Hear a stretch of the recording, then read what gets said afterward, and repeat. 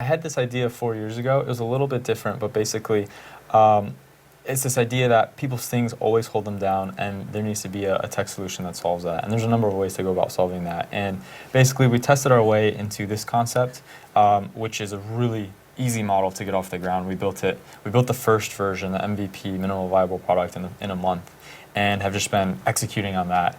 And so we're really just at the start of our journey, but it's lining up towards this bigger vision and solving this pain point that I've been seeing forever.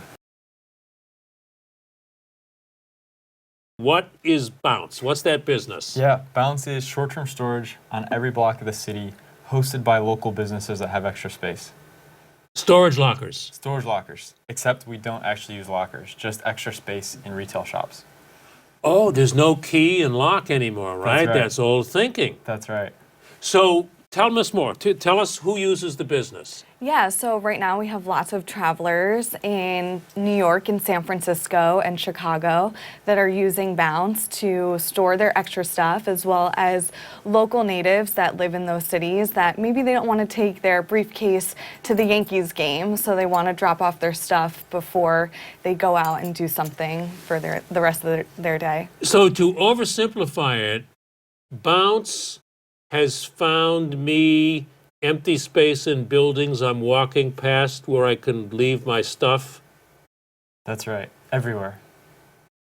And why do you call it Bounce? We call it Bounce because the idea is you can bounce your stuff away from you, and then when you need it back, you can bounce it back. Oh, I thought I could drop it off and bounce around, which is another way of That looking works too, at it. Yeah. Why did anyone else think of this? Yeah, well, I think there's a few things that made this an idea where now is the time. First, partnering with brick and mortar retailers is they're getting squeezed, so the extra revenue we give them is particularly enticing at this point in time. Additionally, I think the sharing economy paved the way for a lot of this. So Airbnb and Uber, these were both crazy ideas when they started. You know, get in some random person's car, go sleep on some random person's couch. And so now this is this sort of mentality, everyone knows it. And so going to small businesses and saying, hey, people will leave their things in here, this will drive extra foot traffic. It sounds a little bit crazy than it would have a few years ago. And you know, it's very interesting because timing is so important in business and it doesn't get a lot of attention and discussion. But you just really made that point. The time is right. Instead of throwing you out, you can go to a retailer now and they say, come in and sit down and tell me what you'll do for me. Because the time is right. Yeah, right now we actually, when we first launched Bounce, we approached a lot of stores to get on board to be partners with us. And now we're actually having a lot of stores come to us saying, like, we want to be a part of what you're doing, because they actually get a lot of extra foot traffic and it leads to extra sales in their store as well. So they're all about having Bounce be a part of their store. And how long a time has it been from your first store location to now stores are calling you? Not long, right? Not too long, yeah. Within a couple months, we had folks calling us. A couple months? Yeah. It started out with one small business owner making a lot of money on Bounce and then telling her friend who had another business. And then the word just spread. And what did she tell that friend who had a business? It's bringing me a lot of new traffic, foot traffic? Foot traffic, the revenue stream is great, and it's really easy to set up. Tell us the business model. You pay them? That's right. So there's a couple of things. First, the customer pays us per bag stored per day. We charge $6, and then we share some of that commission with the store. And then any foot traffic, any extra sales they get from that customer is an added bonus to them. Because they get 100% of that. Exactly. So once again, you charge $6 per bag per day. That's right. Whether it's 30 minutes or 24 hours. Correct. And regardless of the size of the bag. Regardless of the size. We don't differentiate for size. This is really simple is what I'm getting at. $6 a day. And what's the revenue to the store owner? Yeah, so they can make about half of that. It depends if they drive that traffic themselves or if we bring it to them.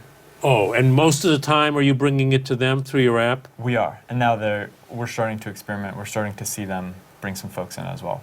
And then they would get a larger.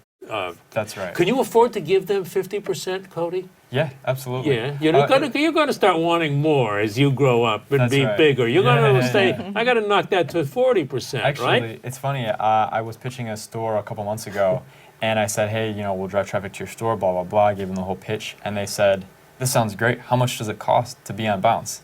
And I said, oh, actually, we pay you. And he looked at you like that. Wow. And you offered him 50% of it. I offered them the standard commission, correct. Which is 50. Now, is there an app? How do people with bags coming into Kennedy or Penn Station find you? Yeah, so we get a lot of folks who find us organically. They're searching, where can I leave my things near X destination?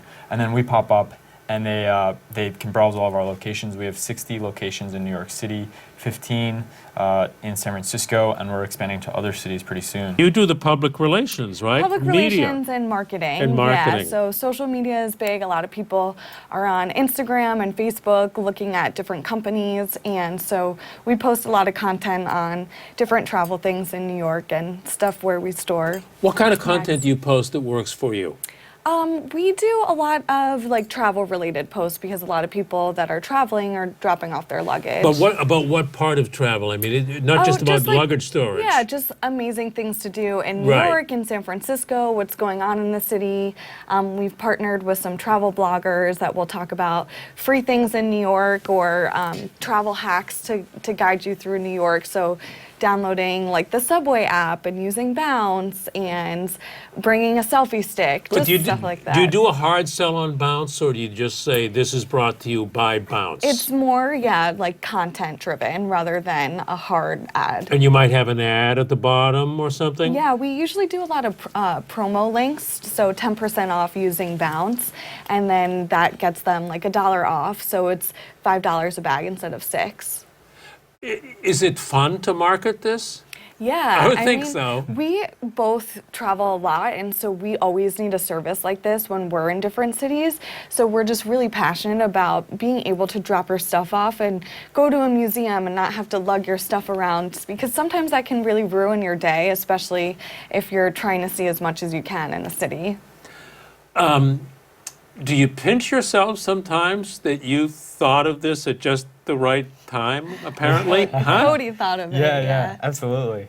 I had this idea 4 years ago. It was a little bit different, but basically, it's this idea that people's things always hold them down, and there needs to be a tech solution that solves that. And there's a number of ways to go about solving that. And basically, we tested our way into this concept, which is a really easy model to get off the ground. We built the first version, the MVP, minimal viable product, in a month, and have just been executing on that. And so we're really just at the start of our journey, but it's lining up towards this bigger vision and solving this pain point that I've been seeing forever. It'd be interesting to hear, Cody, what was one of the possibilities to help people get rid of stuff that didn't work?